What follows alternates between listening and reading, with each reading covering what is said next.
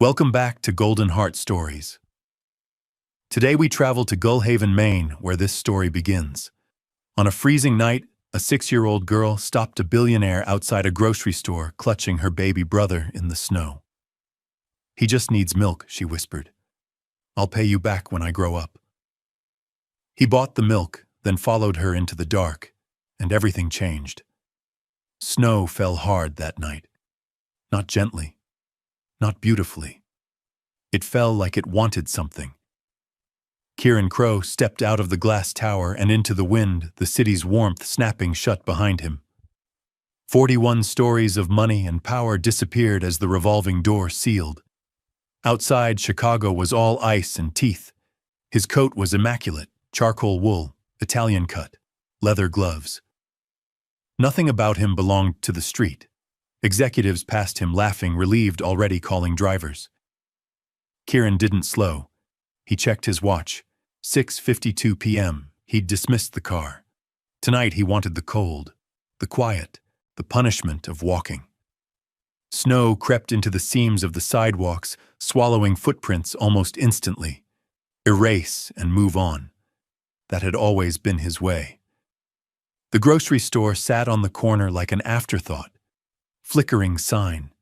Yellow light bleeding onto the sidewalk. Kieran didn't plan to stop, but something did. A shape. Small. Still. On the concrete step by the entrance, a child sat hunched against the wind. No movement, no crying, just waiting. Kieran slowed. She couldn't have been more than 6. A tan coat, too thin for this weather. A red knit hat pulled low, slipping over one eye. In her arms, wrapped in a faded blue blanket, was a baby. Too quiet. Babies weren't supposed to be that quiet. The normal thing would have been to keep walking. Someone else's problem. Someone else's responsibility. Kieran Crow had built an empire on knowing when not to stop, but the girl lifted her head. Her eyes met his. They weren't pleading. They weren't scared. They were deciding. And that, more than the snow, more than the baby, made him stop. "Mister." Her voice was steady. Too steady. Kieran looked down, towering over her, the wind tugging at his coat like it wanted to pull him away. Up close, he could see the cracks in her gloves, the red in her knuckles. Frost-bitten skin, pretending it wasn't. "Yes," he said, keeping distance. "Habit." The girl tightened her arms around the baby as if the world might try to take him. "He just needs a little milk." The words landed soft, but they didn't stay that way. The baby stirred, releasing a weak sound, not a cry. A surrender. Kieran felt something twist low in his chest, sharp and unfamiliar. "I promise," she continued, swallowing hard, "I'll pay you back when I grow up." Snow blew between them. Time seemed to pause, the city holding its breath. Kieran had negotiated billion-dollar mergers without blinking. He had crushed men twice his size across boardroom tables. But this felt unfair. "Where is your mother?" he asked, scanning the street. "She's waiting," the girl said. "Nothing more." "Waiting where? How far? Why here? What's your name?" The girl hesitated just long enough to measure him. "Maisie. And the baby Noah. He's 15 months. She said it like a fact, like something she'd memorized because she had to. Kieran crouched slightly, bringing himself closer to her height. Her eyes followed every movement, alert, sharp. "I'm going inside," he said. "I'll buy milk. Right there." Maisie studied him. Then finally she nodded. "Okay," she said, "but I'll be watching you." For the first time in years, Kieran Crow almost smiled. The grocery store smelled like warm bread and old floors. Kieran pushed a basket. Maisie followed 2 steps behind, never closer, never farther. Her eyes tracked everything cameras, exits, people. She held Noah like she'd done it 1,000 times. "What kind of milk?" Kieran asked. Maisie pointed. "That one. Mommy said it's good." He took the bottle, then paused. Bread, fruit, diapers, wipes, a thermos cup meant for hot water. He didn't ask permission. Maisie's eyes widened with each item. Is all that for us? Yes, Kieran said. You need more than milk. At the register, the cashier stared. She didn't say anything. She didn't have to. Outside, night had swallowed the street. Snow fell thicker now. Kieran handed the bag over. Maisie adjusted it expertly, one arm the other, never loosening around Noah. Thank you, she said. She smiled. Just once. Quick. Like she wasn't used to letting it stay. I'll pay you back, she added. I know, Kieran said. She turned to leave, boots crunching into the snow. Kieran watched her walk away. Then, without planning it, he followed. Not close. Not obvious. Just enough to make sure a 6-year-old carrying a winter didn't disappear into the dark. Kieran told himself he wasn't following her. He said it silently, firmly, like a contract signed in his head. The girl's boots crunched through fresh snow, small steps, cutting a narrow line into the white. She didn't look back. Not once. The baby slept against her chest, breath fogging the edge of the faded blue blanket. Kieran kept distance. 10 steps. Then 15. The grocery store's yellow light fell away behind them, replaced by streets that grew darker with every block. The buildings changed too. Glass became brick. Brick became boarded windows. Snow piled higher where no one bothered to clear it. Wind slipped between alleys and slapped Kieran's face raw. She's too small, he thought. Too small to be walking here. Too small to be carrying a life. Maisie turned left without hesitation. Her body moved like this wasn't new. Like she knew exactly where to go, even in the dark, even in a storm. That scared him. Kieran checked his watch again. 7:14 p.m. He told himself he would stop if she turned toward a shelter, or a lit building, or anywhere that made sense. She didn't.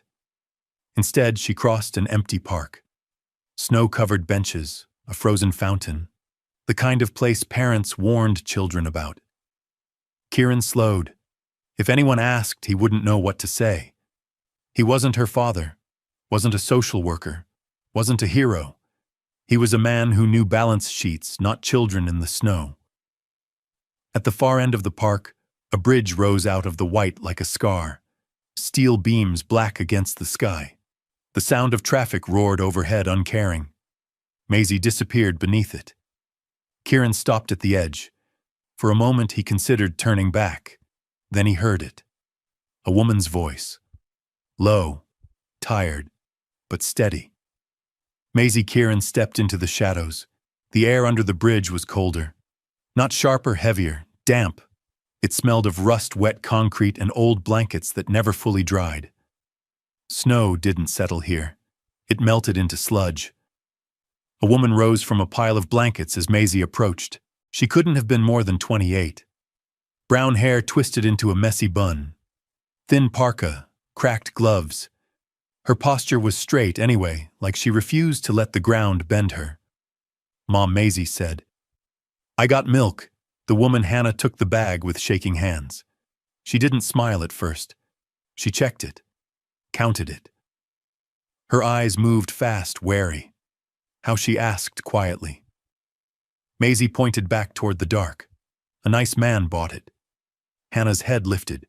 Her gaze scanned the shadows instinctively. Protective.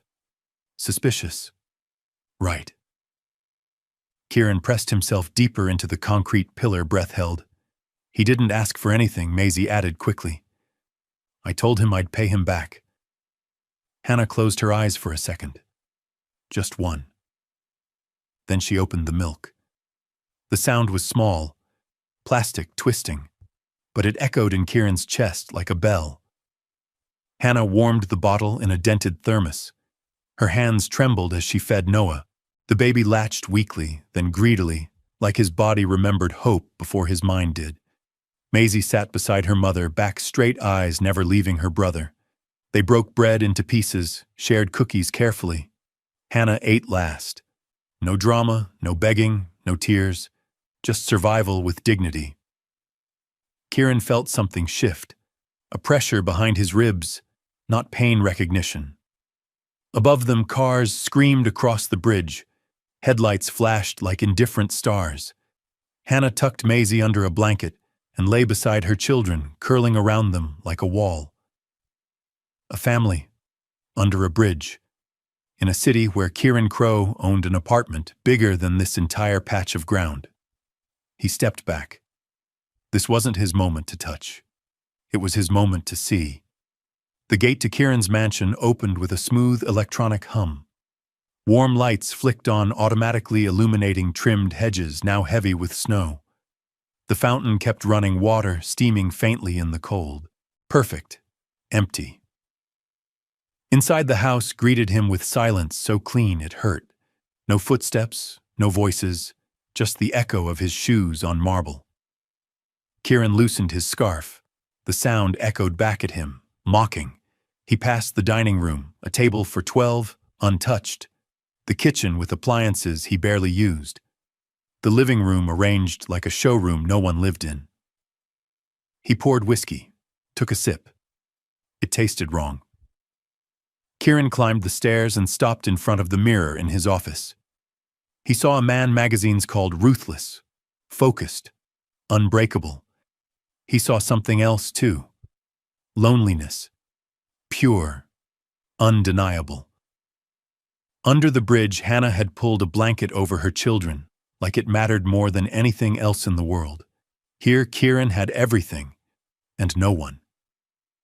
He sat heavily in his leather chair. Snow pressed against the tall windows like a question. How he asked the empty room, how could a child carry a baby through a storm, while a grown man lived alone in a palace? For the first time in years, Kieran Crowe admitted a truth he'd buried under success. This house wasn't quiet. It was hollow. And somewhere beneath a frozen bridge, a 6-year-old girl had more courage and more purpose than he'd ever had. Kieran did not sleep. Snow scratched the windows all night, 1,000 white fingers asking the same question again and again. He lay on his back, staring at the ceiling, listening to the house breathe slow, hollow, mechanical. Under the bridge, Hannah had breathed carefully, as if each breath mattered. Maisie's eyes kept appearing behind his closed lids, not begging, not afraid, measuring, deciding. At 4:18 a.m., Kieran sat up. He didn't reach for his phone, didn't check markets in Asia, didn't open emails stacked like silent accusations. He swung his legs over the side of the bed and felt the cold floor shock him awake. Good. Pain meant clarity. In the bathroom mirror, he barely recognized himself. Shadows under his eyes, jaw tight. A man unsettled by 15 minutes he was supposed to forget. You don't owe them anything, he told his reflection. The reflection didn't answer. Coffee tasted like ash. He left it half drunk and pulled on jeans instead of a suit. A simple sweater, the coat again, the gloves. Outside, dawn arrived without warmth, snow still falling, relentless. At the supermarket, doors slid open at 8:01 a.m. Kieran took a cart. Then another. Milk, bread, canned food, fresh fruit, diapers, baby wipes, formula, blankets, thick ones, socks, thermal shirts, children's coats in sizes he guessed at and prayed he'd guessed right. People stared. He didn't care. At the register, the cashier asked, "Big family?" Kieran paused. "Yes," he said, and surprised himself by not correcting it. The trunk filled, then the back seat. Snow dusted the windshield, while he stood there breathing hard, like he'd run a mile. On the drive back toward the park, doubt crept in. What if they were gone? What if they thought he was dangerous? What if this crossed a line he couldn't uncross? The bridge came into view. Traffic roared overhead. Kieran slowed. His heart hammered, not fear, anticipation. They were still there. Hannah sat on the blankets, Noah bundled tighter than before. Maisie knelt in the snow drawing lines with a stick, her breath puffing out in white clouds. For the first time in years, Kieran felt relief so sharp it almost hurt. Maisie saw him first. Her head snapped up, eyes wide, not scared, surprised. You came back, she said. Not a question, a statement. Hannah stood immediately, body shifting between him and her children. Protective, right again. Good morning, Kieran said. His voice sounded too formal for this place. He lifted the first bag, then another. I brought some things. Hannah didn't reach for them. Why the word hung in the cold air? Kieran searched for something clever, something safe. Nothing came. I couldn't stop thinking about last night, he said finally. About the snow, about the baby. Hannah studied his face, weighing risk the way mothers do when the world has already failed them once. Maisie stepped closer to the bags, curiosity battling caution. Is there milk? Yes, Kieran said. And more. They unpacked slowly. Hannah checked dates, inspected seams. Practical, careful. When she found the diapers, her hands paused. She inhaled, steadying. Thank you, she said quietly. But we can't. I'm not asking for anything, Kieran interrupted. Too fast, too firm. He softened his tone. I just wanted to help. Maisie hugged a folded blanket to her chest like it was alive. You promised, she said. Kieran nodded. I did. Hannah exhaled. A crack, small but real. I'm Hannah, she said. This is Maisie and Noah. Kieran, he replied. Silence settled, not awkward. Testing. Kieran glanced at the bridge, then back at them. Words pressed against his ribs, heavy and dangerous. I have a house, he said. Hannah's eyes sharpened instantly. Too big for one person, he continued. You could stay there. Temporarily. You'd have heat. Beds. The snow seemed to stop for a second. Hannah shook her head. We don't know you. I know, Kieran said. And I don't know you. Maisie looked between them. Would Noah be warm? Kieran swallowed. Yes. Hannah closed her eyes. When she opened them, they were wet. I accept, she said. Because I don't have another choice. The honesty of it hit him harder than gratitude ever could. It took less than 10 minutes to pack their lives. A backpack with documents, a cracked phone charger, 2 spare shirts, 1 stuffed sock Noah liked to chew on. That was it. Everything else, blankets, food, clothes, came from Kieran. Maisie climbed into the back seat, carefully adjusting Noah's hat with hands too practiced for 6 years old. Hannah hesitated at the open door, eyes scanning the car, the road, the sky. This doesn't mean, she began. I know, Kieran said. You can leave whenever you want. She nodded, unconvinced, and got in. The drive was quiet. Snow blurred the city into something unreal. Maisie pressed her face to the window as buildings grew taller, brighter, warmer.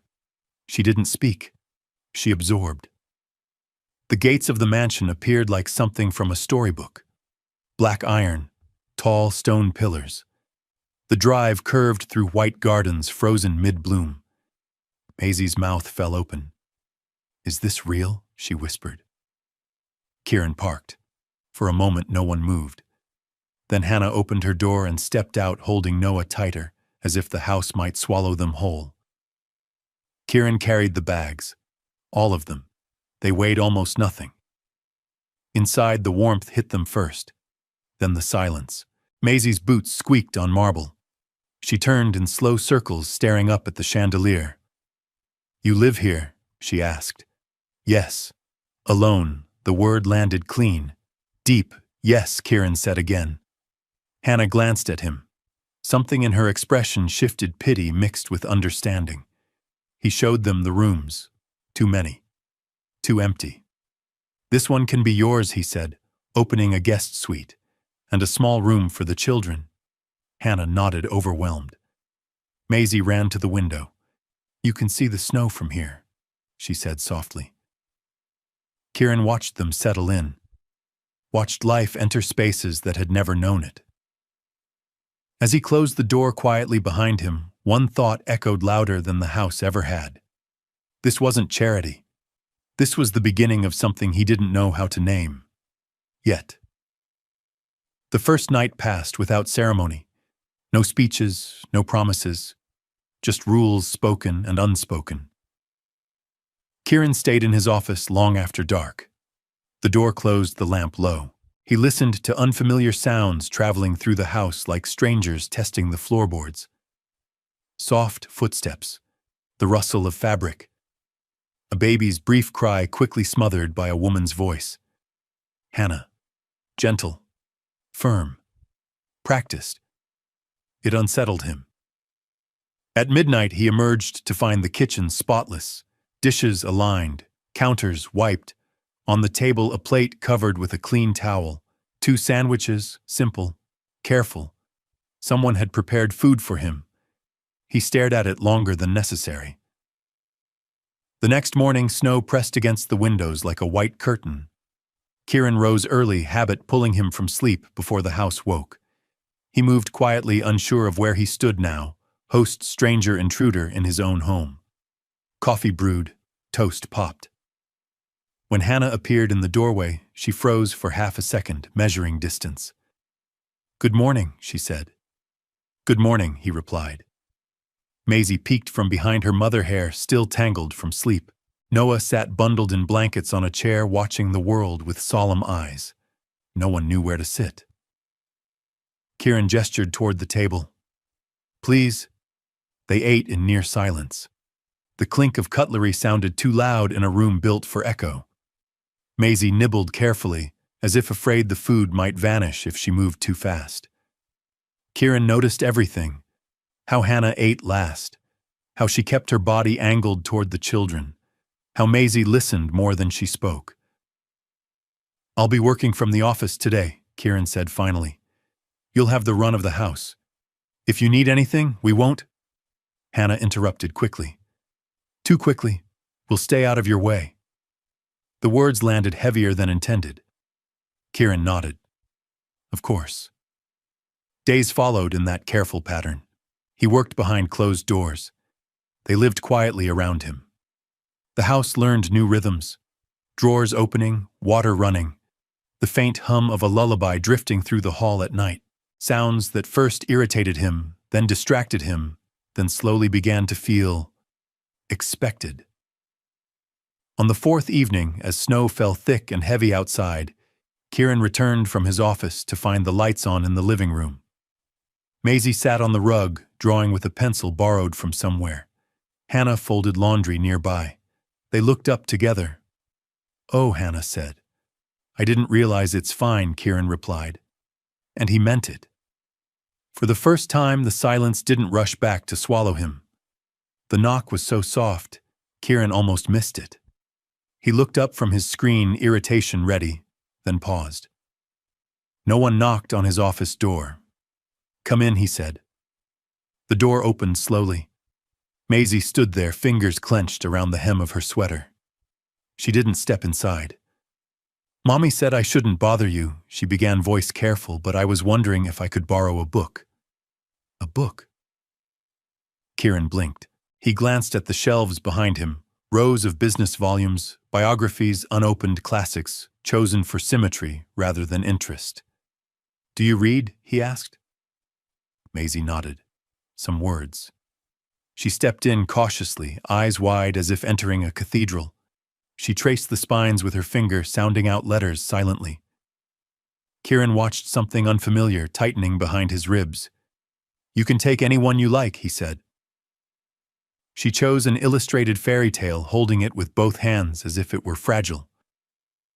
"Thank you, Mr. Crow. Call me Kieran." She hesitated. "Okay." She turned to leave, then paused. "Do you have books just for kids?" The question was innocent. The answer wasn't. "No," he said quietly. Her face fell for just a second.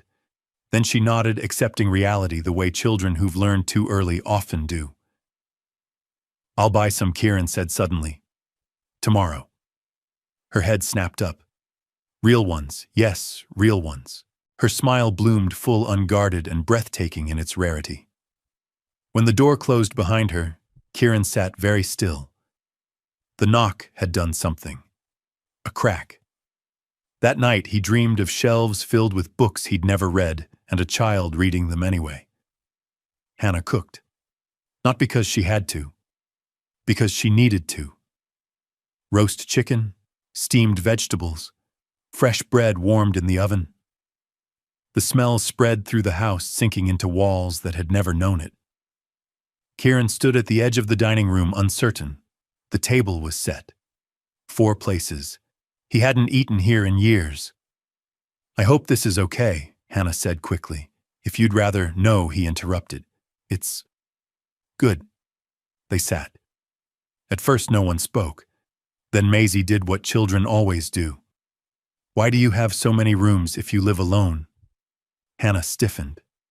"Maisie..." "It's okay," Kieran said. "I never really thought about it. Doesn't it get sad?" Maisie pressed. "All that empty space." The question cut clean. "Yes," Kieran answered. "It does." Silence followed. Not awkward, honest. Hannah studied him, something softening in her eyes. Dinner continued. Stories came slowly. Maisie talked about school she missed. Hannah shared small practical plans, finding work, enrolling Maisie again. Kieran listened, really listened, for the first time in longer than he could remember. Afterward, as dishes were cleared, Maisie tugged at his sleeve. "Can I show you something?" She led him to the fridge. There, taped crookedly, was a drawing. 4 stick figures holding hands beneath the sun. A big house behind them. Snow falling gently this time. "That's us," Maisie said. "My family." Kieran swallowed. "Yes," he said. "It is." Later, alone in his office, he realized the truth. He hadn't opened his house to them. They had opened something in him.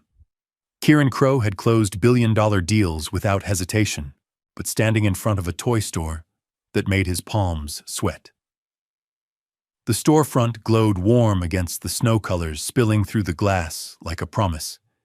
He stood there longer than necessary, coat-dusted white breath fogging the window. Inside, children laughed.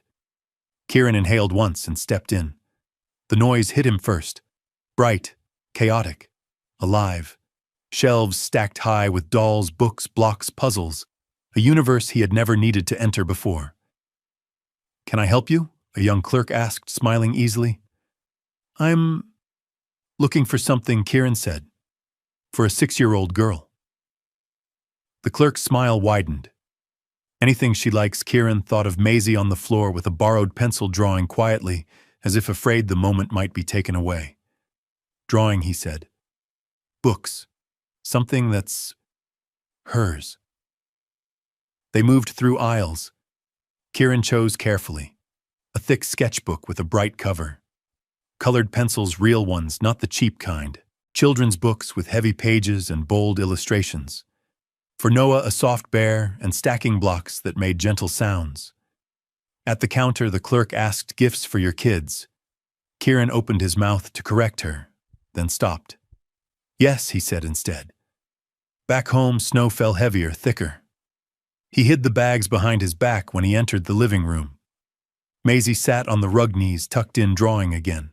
She looked up. "I have something for you," Kieran said. Her eyes widened, not greedily, carefully. He knelt and pulled out the books first, then the sketchbook, then the pencils. Maisie didn't move. She stared. Slowly, she reached out, touching the sketchbook like it might disappear. "For me," she whispered. "Yes." Her breath hitched. She hugged it to her chest, arms tight. "Thank you," she said. Not loud, not dramatic, like a vow. Hannah watched from the doorway, one hand covering her mouth. When Kieran handed her Noah's toys, her eyes filled silently. That night, as snow whispered against the windows, Kieran noticed something new. Maisie laughed, out loud. The pain came quietly. No warning, no drama, just pressure. Kieran stood in the kitchen the next morning, coffee cooling in his hand. Snow glowed white outside. Hannah was slicing fruit. Maisie hummed softly while drawing at the table. Noah banged a spoon against his tray. Normal. Then his chest tightened. He inhaled. "The air didn't go far enough," Hannah said. The cup slipped from his fingers, shattering on the tile. Pain exploded, radiating, crushing. He tried to speak, couldn't. The floor rushed up. Maisie screamed. Hannah moved instantly. Phone out. Calm voice shaking just enough to betray fear. Yes, adult male chest pain collapsed. Kieran felt hands on his face, on his chest. Stay with me, Hannah said. Maisie knelt beside him, eyes huge, terrified. You promised, she sobbed. You said you'd come back, he tried to answer. His arm twitched. Fingers brushed hers. Sirens cut through the snow like knives.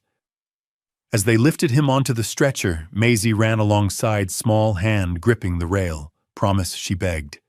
Kieran forced the word out.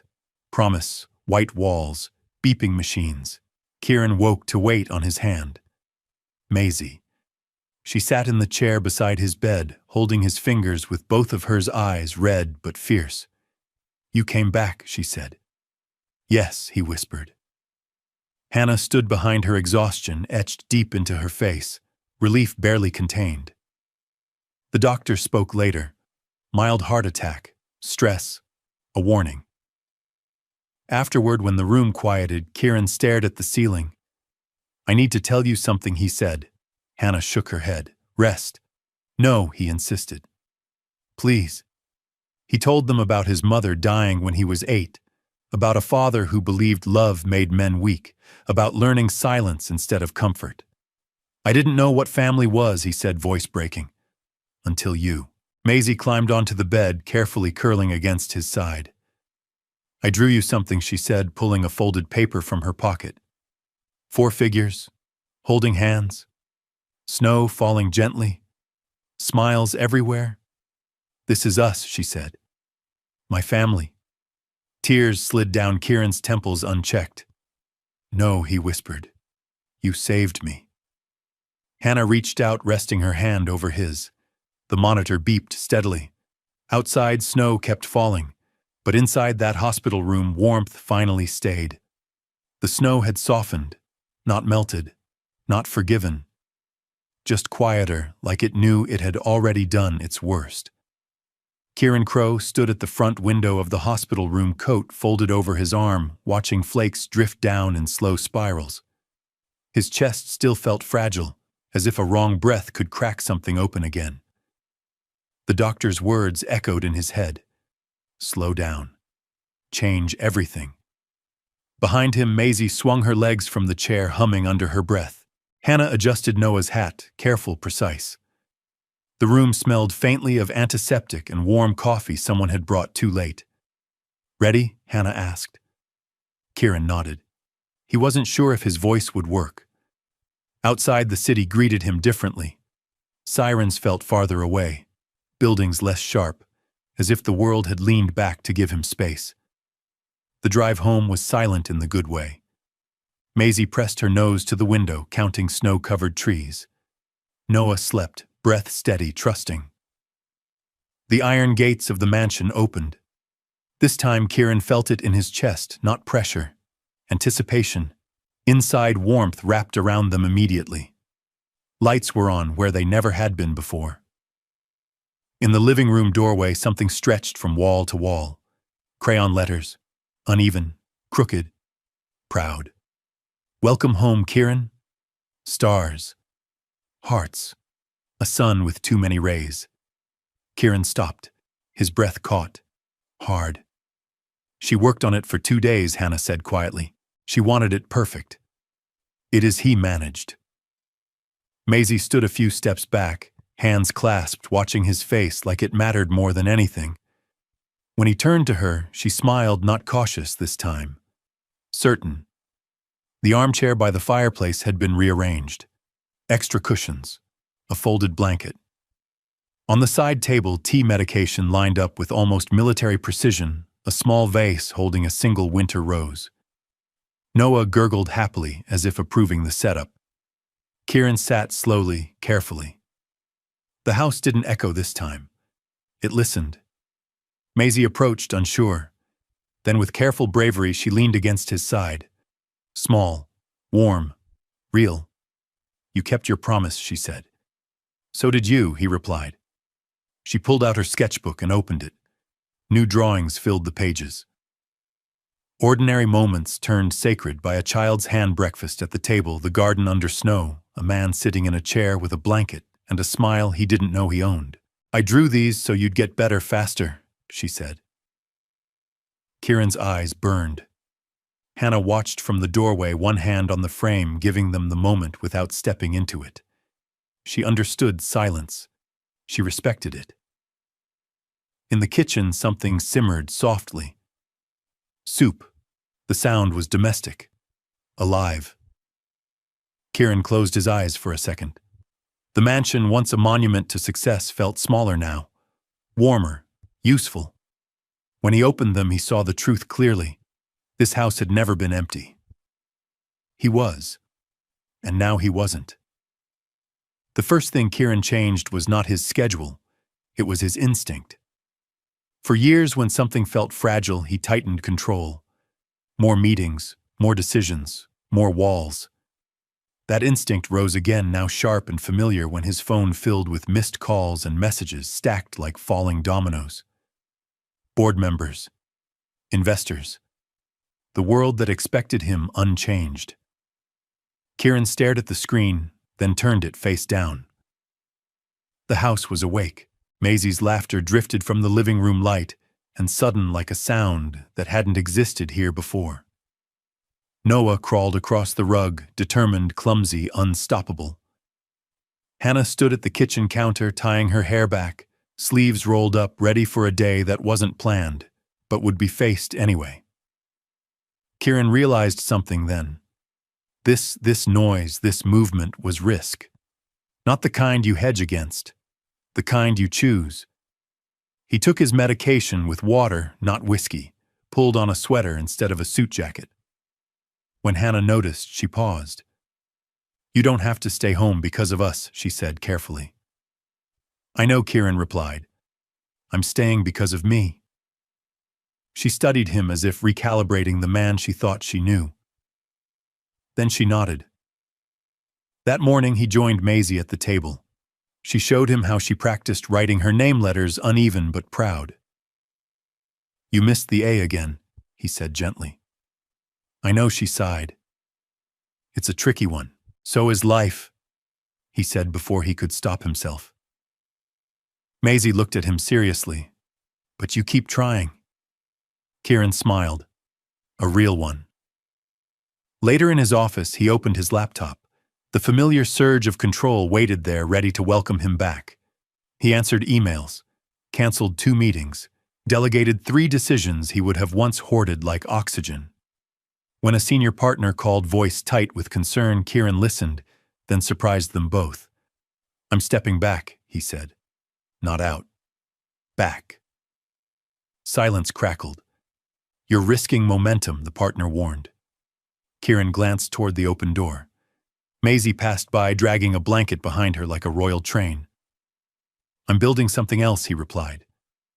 That afternoon, snow fell again, but thinner, lighter, as if winter itself was losing authority. Hannah returned from a short walk with Maisie, cheeks flushed, eyes brighter. "She starts school again next week," Hannah said. "If that's okay." "More than okay," Kieran replied. That night, as they ate together, he noticed how naturally they filled the space. No careful pauses, no fear of disturbing him. He felt something loosen inside his chest, something he'd mistaken for strength for far too long. Wealth, he realized, was not accumulation. It was presence. And for the first time in his life, he had enough. Spring arrived quietly, not with celebration, with permission. Snow retreated in thin, apologetic patches, revealing grass that had survived being buried. The garden breathed again. Hannah planted flowers with Maisie, hands in dirt, laughter ringing sharp and bright against the last chill in the air. Kieran watched from the porch, mug warm in his hands. This ordinary moment felt unreal. Noah took his first steps that week. 3 of them, wobbly, victorious. He fell hard and laughed harder. Maisie clapped like she'd witnessed a miracle. He walked, she announced to Kieran, as if delivering news of global importance. "I saw," Kieran said, throat tight. "I saw." Maisie started school again. On the first morning, she stood by the door, backpack, two big nerves buzzing just under the surface. "What if they don't like me?" she asked. Kieran crouched to her level. "Then they're missing out." She considered that, then nodded. Hannah watched the exchange, something unreadable in her eyes. Gratitude, yes, but also something deeper. Trust. Days settled into a rhythm no one announced, but everyone followed. Kieran worked fewer hours. When he did work, the office door stayed open. Sometimes Maisie sat quietly on the floor drawing while he read contracts aloud to himself, the sound comforting instead of isolating. At night, the house glowed. Dinner smells lingered. Homework papers appeared on the fridge beside drawings. Noah's toys migrated everywhere like a cheerful invasion. One evening, as they sat together on the couch, Maisie leaned against him and spoke without looking up. "I remember the snow," she said.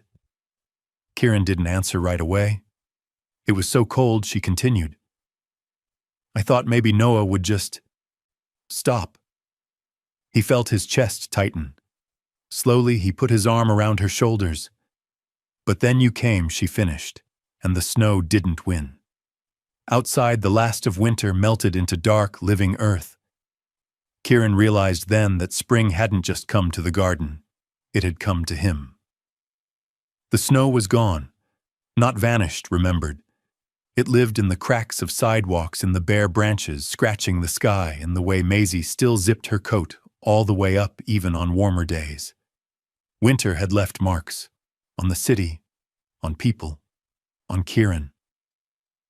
They sat at the kitchen table on a Sunday morning, sunlight spilling across the wood like forgiveness. Pancakes steamed. Noah banged a spoon against his tray, declaring himself part of every conversation. Hannah moved between stove and sink, quiet, present. Maisie watched Kieran closely. She had been doing that more often lately. He noticed when she slid her plate closer to him, when she traced circles in syrup with a finger, thinking. When she finally spoke, her voice was small but steady. "I still remember," she said. Kieran looked up. "Remember what?" "The milk." The word dropped between them, soft and heavy. Hannah paused. Just for a second. Maisie didn't look at her. She looked at Kieran.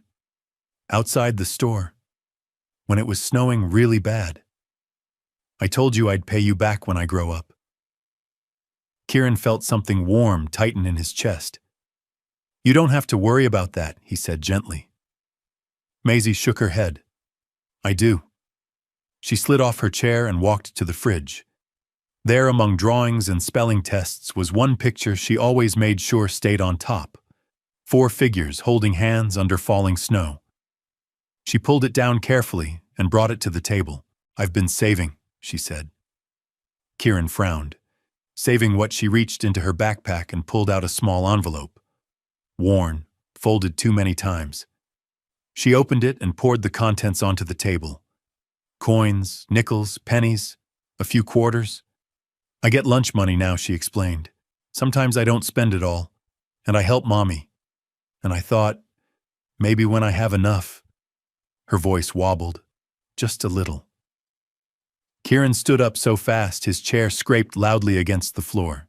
He crossed the kitchen in 3 strides and knelt in front of her, bringing himself eye to eye. "Maisie," he said softly. She swallowed. "I promised." He picked up a coin, cold, ordinary, heavy with meaning.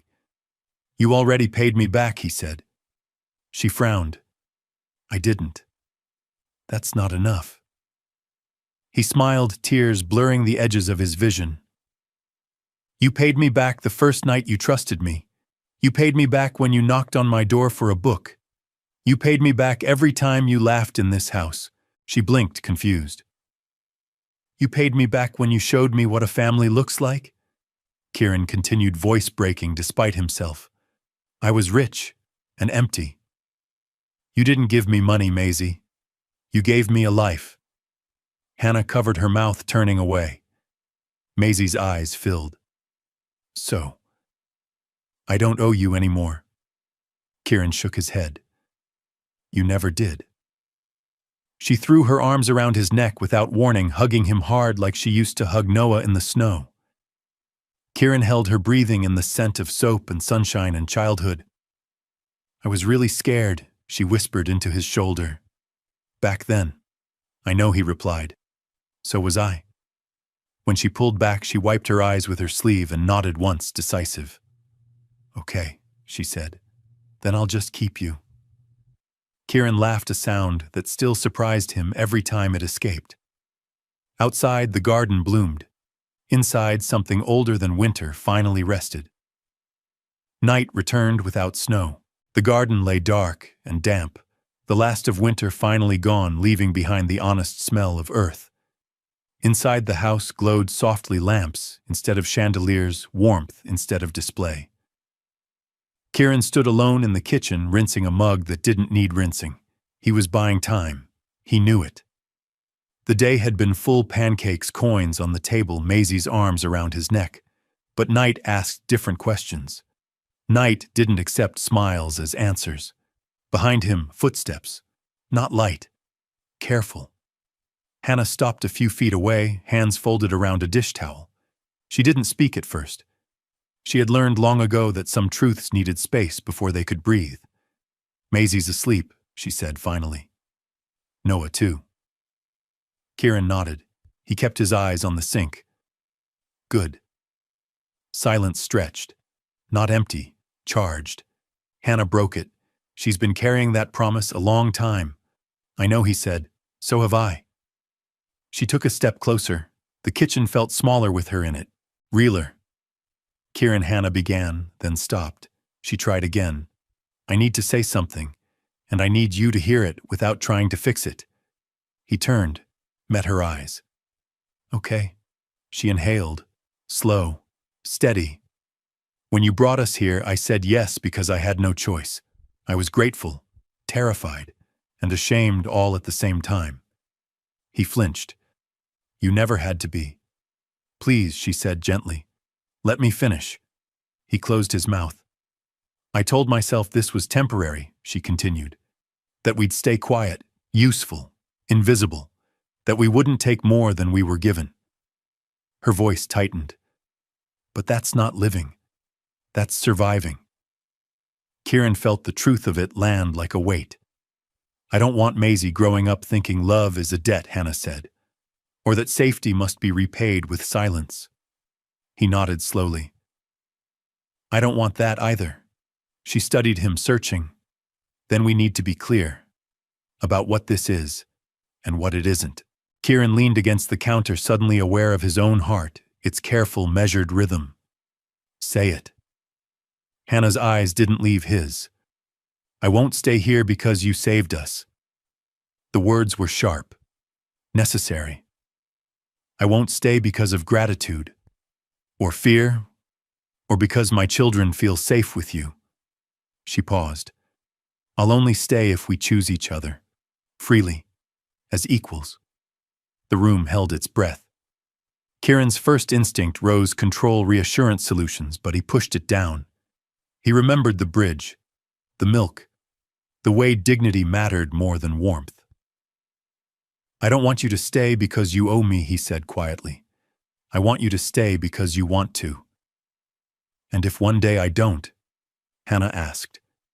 "Then you leave," he answered without hesitation. "With my help."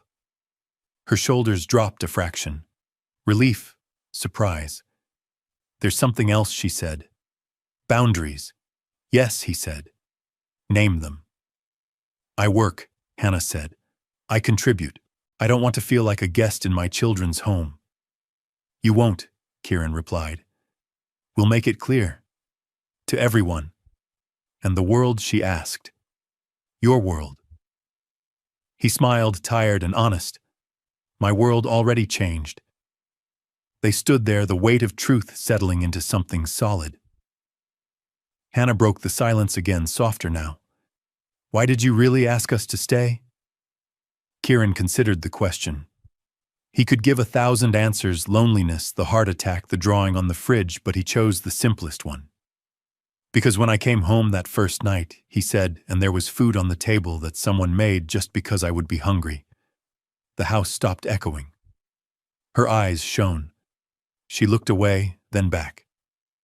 I never planned to build a family again. He nodded. Neither did I. The kettle clicked off by itself, forgotten. Steam curled into the air like a small white flag. Then we do this slowly, Hannah said. Carefully. Yes, and we tell Maisie the truth, she added. That families aren't something you buy or rescue. They're something you choose. Every day. Kieran swallowed. She's already teaching me that.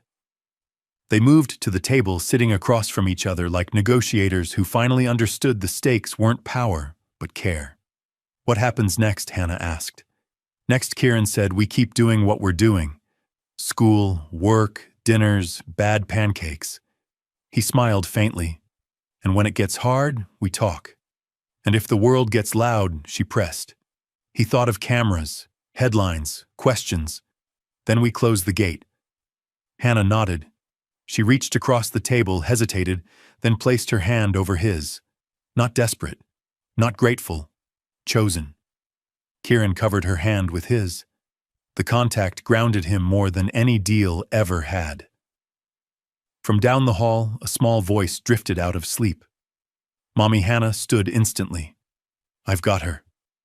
She paused at the doorway, turning back. Kieran, yes. This isn't a favor anymore, she said. It's a life. He smiled. I know. When she disappeared down the hall, Kieran remained at the table, listening to the quiet, this new quiet, full of meaning. He looked at the fridge, at the drawing, at the coins in the envelope still resting there untouched. Family, he realized, wasn't the absence of fear. It was the decision to stay anyway. The grocery store was still there. Same corner. Same yellow light. Different world. Kieran Crow stood across the street, hands in his coat pockets, watching people come and go with bags of bread and milk and nothing more dramatic than dinner plans. It was late afternoon, the sky washed clean after a light snowfall that hadn't stayed. Snow fell now the way memories do, soft, brief, forgiving. Behind him, Maisie hopped from one boot to the other, impatience wrapped in excitement.